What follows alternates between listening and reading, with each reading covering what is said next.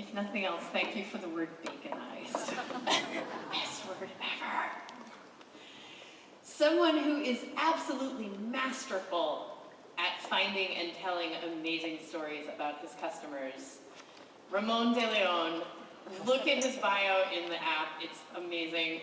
And I always thought of him as the Domino's guy, but the world may or may not be ready for what Ramon is now. He is RamonWOW, and he's going to talk to you about how you can put a little wow into your company.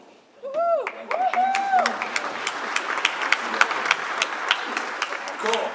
You know, when you get invited to come speak at HubSpot, let alone Inbound Marketing 13, it's really hard to say no.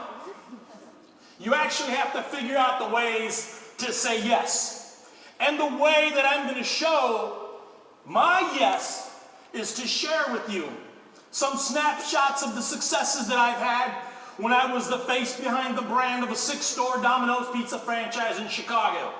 Now you might be asking yourself, what could this pizza guy talking about Domino's Pizza in one of the pizza capitals of the world have to share with us about anything? Because the majority of the people think that those two words in that one sentence, Domino's and Chicago, should not even be in the same sentence. But I am going to show you how we built a brand, how we built a business, how we took 6 stores from $3.5 million to over 7. And we did it by engaging the world and building our brand one conversation at a time. You feel like tweeting, you'll find out at the end of this session what RamonWOW means. So believe it or not, there was actually this 19-year-old kid that wanted to deliver pizza. Go figure. See, the thing is that I always saw the pizza guy on a Friday night as the guy that had the money and an incredible friend or girl in the passenger seat. 19 years old, I said, this should be a nice job to have. When the guy would come and I would pay for the pizza, he always seemed to take out a wad of cash as if it was a parking attendant for a big stadium. I said, this has to be the job to have. Well, let me tell you that 1990 Datsun 310ZX was a lot of fun, delivered a lot of pizzas, and that stereo made a lot of noise. But since day one, I actually almost got fired. I showed up for work at 4:30 without one of the most essential parts of the uniform, which was a belt. And because I showed up at 4:30 and I showed up early with the desire to make a difference and not to just take a job, I was able to keep it and work. Why? Because 30 minutes before I started, I was told that I needed a belt. I hauled it home to my sister's house, borrowed my brother-in-law's belt that was 2 sizes too small, made it back to work at 4:50 and was able to work. Now, see, the thing is that if I would have showed up just for the job, I wouldn't be here. I would have never had that job. I would have never had the opportunity to be a pizza delivery driver for 3 years. I would have never had the opportunity to be a district manager, to work down in Mexico, to meet my wife while working outside the country from 93 to 97. I would not have had those. But see, one of the things that I want to share with you is that when you're given a new task, when you're given a new role, show up early to make a difference. Anyone can take a job. Few can make a difference. In 1990, had I not showed up early for work, we would not have been able to battle McDonald's when they thought they were going to take over as the pizza delivery kings of Chicago. Next time you go through the drive-thru, try and find the McPizza on the menu. They drew first blood by coming to one of our stores. That pizza delivery driver in 1990 with a pager on his hip and a cell phone, brick cell phone in his back pocket, actually looks like he's the owner. But he's just the pizza guy who showed up to make a difference, not to take a job. So I'm telling you, never let your first day on your job be your last, because it just might be the job that changes your life. 3 bold career highlights that I had. Number 1, in 1998, after watching Amazon launch and sell books online, and I told the corporation, why can't we sell pizza online? And they gave me 10 reasons why we couldn't. We just went to a .com and they made it happen. And because they made it happen for us, and we were able to launch online ordering 7 years before Domino's corporate, I have always been to this day what I call a startups pizza angel. Because I always gave back to the startups in Chicago, donating pizzas. Tech Cocktail, when they were first getting started, and Frank was still at AOL and he had events in Chicago, catered by Domino's Pizza because of me as my way of giving back. When we started losing the conversation with the customer because of all the online ordering, we were using AOL Instant Messenger and ICQ before Pizza Tracker was invented. Before Twitter was invented. That was our microblog. We were used to talking to customers already in 20, 30, 40 characters. And when Twitter came in, when Twitter was invented, I said, thank you. You gave me an extra 100 characters. The majority of the brands were saying, how can I shout like this in 140 characters? It wasn't our problem. And then at Northwestern University in '05, some kid from down the street at Harvard decided to invent Facebook. And I remember watching students hovered around whatever screen that they had, talking about it, saying, you have to come check out the Facebook, Ramon. And if you want to make Domino's Pizza explode on campus at Northwestern, I have an idea for you. We're going to start a Facebook group. I got schooled by a 19-year-old. And I really wish one of these days I could find Megan Ostertag to tell her thank you. So when we looked at Facebook, what did we do? Facebook was closed to the public, but we gave content. We had a very simple blog, and every single event that we were a part of on campus, we took photos, embedded the Domino's Pizza logo on there. We told students, go up there, right-click, swipe, and steal these photos. The thing is, you have to rewind your life to 2005. You didn't have megapixels in your pocket. You didn't have that fancy phone that Steve Garfield has in his hand, and you could just upload it instantly. It didn't exist. So we solved the problem without even knowing what we were doing. The only thing I knew is that people were talking about us. The other thing that was really powerful for me, and I actually said this, I said 2 things. I said, 1, this Facebook thing for me is going to be my electronic Rolodex, where I can get to know students when they become interns, when they leave school, when they go to business school, and they become professionals. A good case and example is in the upper right-hand corner, the woman on the left, Jenny Kim, who just got married 2 weeks ago. She just recently finished her MBA at the Kellogg School at Northwestern and took on a role as the senior marketing person for the Chicago Fire, the soccer team. Now you tell me if for a brand and a friendship, that doesn't ring nothing but opportunity. But you have to be willing to invest in beyond today, beyond tomorrow, perhaps even beyond next year. This is what our blog looked like in 2005. Very simple, but that photo section up there was hot. AOL Instant Messenger, this is exactly what they were. Look at the number of characters on there. Our screen name was ANU Domino's, Pizza Talk and Chat with the Boss. After I would take somebody's order, provide my contact, I would invite them to join our Facebook group. And I love how Pat says here, dude, are you serious? I think he actually says, shit, man, you're everywhere. That's 2005. So actually in '05, I thought about going back to college so that I can you imagine if that were necessary now? How many of you would be willing to do that? One good thing it didn't happen because Northwestern was expensive. Now, the mindset and the fuel behind all of this has been the thought that you need to get people's attention. Why do we need to get people's attention? Because people are distracted.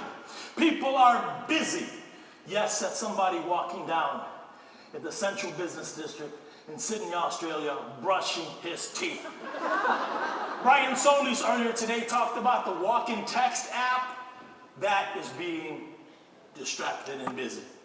Now, the other thing you need to do No matter what you do, no matter what you believe in, who your favorite team is, where you live, okay, idioma hablas, Spanish for what language you speak, you just cannot be lazy. Every single day that you get up, every time that you have a task in front of you, you need to tell yourself, this is going to be hard work and is not going to be easy. You notice how I posed for that picture? Help people create content. Pay attention. Don't be lazy. I hope the lighting was good. So you gotta think, I tell my kids, they're 13 and 15. I said, I don't care what you guys want to do in life. Just don't be lazy. I will help you. From the first time that I held Roberto, and the first time that I held Oscar, and my wife gave me that dumb look that a wife will give her husband in the delivery room, and I'm just staring at him because he came out with no instructions, kind of like the iPad. And she says, dile algo, tell him something. And I grabbed him, and I held him, Roberto, 15 years ago as I held Oscar 13 years ago.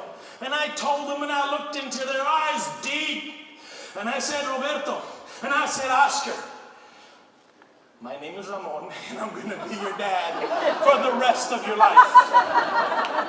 What else do you tell a kid? And I also told them that no matter what you do, I will be your shadow, I will be your support, and I will have your back. I didn't tell them then, don't be lazy, but if you ever run into them, they'll say, my dad tells us that all the time. The other thing that you need to do is you need to realize that success will only hit a moving target. Have you ever gotten anywhere without moving? Have you ever advanced in traffic without taking your foot off the brake and hitting the gas pedal? Have you ever gotten on that plane without actually getting in line? It doesn't happen. You need to be in motion. You need to think that I have to do something because it's just not going to fall like the rain. Praying sometimes happens. Praying sometimes helps. Yes, people win the lottery. But the rest of us, we need to be in motion because success will only hit a moving target. Yes. When you venture out, maybe this is why men, we get married and we find somebody much smarter than us. You need to go to battle with a wingman. In business and friendship and whatever you do, be in the game with somebody that's going to have your back so that when you run out of energy. This was not taken in the women's room here at Inbound. But I've seen the cue, I've seen the lines. But go to battle with a wingman. You can't be boring. No matter what you do. See, people were too busy. Or you just can't be boring. You will never look at toilet paper the same way ever in your life. And the reason that you can't be boring is that being boring can be expensive. Stealing the slide from my brothers over here at Gas Pedal. You can argue yes and you can argue no. But let me tell you, when you're selling a franchise brand pizza in the pizza capital of the world, you just can't be boring. What for some people is a normal 6 depends how you decorate it. There's a very big difference. Now, one of those photos of that toilet paper was actually taken at Disney. I was brought in by Disney to the Anaheim, California, to the animation studios. They wanted to hear a little bit of what I was doing. So, you got to think, these are the people that draw stuff up. What could I possibly share with them? And I shared with them that photo of that boring toilet paper that I took in Orlando, Florida. And I said, you guys are doing a lot of great things, but let me tell you, this is one boring part. Actually, I was speaking in Burbank. So by the time I drove from Burbank to my hotel in Anaheim, they listened in real time, and they wowed me. And I always told them that because one of the things I told them, I said, if you make like origami, you put a logo on there for Disney, trust me, somebody might share it. Hey, I learned what the traffic is like in LA from the north to the south. But all I can say now is thank you. But at the same time, just like with your content, don't go overboard. You just can't. Now, the other thing that we learned as the business progressed and what I saw change in front of my eyes, is that social media will always be about people and not about the technology. Caracas, Venezuela, 2010, in the airport, I thought that was a pretty cool photo. Let alone that I think 3 years later, the same caption, Oslo, Norway. The only thing that's different, people, a different part of the world, and a different camera. But the whole thing, that moment, that sharing, that capturing, it's about them. It's not about the device that's in their hand. Now I got two closing sections here. One of them is what I call being your own caffeine. You need to be the person that lights up a room when you walk in it, not that lights it up when you leave.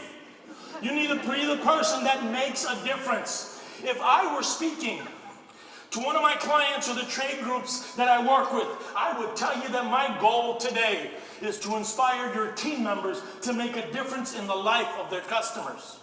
What I wanted to accomplish today is to inspire one person and have them think, if this pizza guy from Chicago selling that franchise brand can make a difference and make it happen, I can. You need to love yourself. When you get up and you look at yourself in the reflection on your phone because you have not gotten up yet to go to the bathroom and see the mirror, you need to love yourself. You need to say, I am glad, I am grateful, I am thankful to be here, and let's move forward and make a difference. The difference that I want you to make, the biggest difference that I want you to make, that takeaway I hope that you have today is this.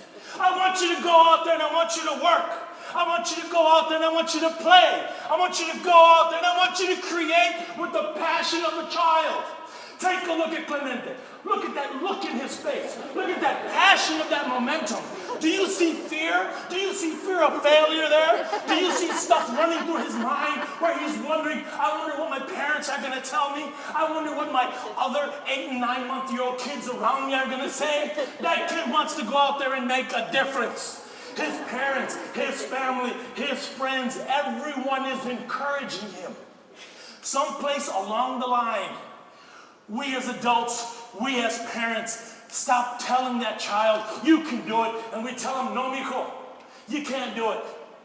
Next time you have that opportunity to tell that kid you can't do it, you better catch yourself and make sure that the reason you're telling them they can't do it is with regards to safety or something that will harm them. Please go out there, work, play, create with the passion of a child, and you tweet the world that you just saw RamonWOW here live in Boston at HubSpot.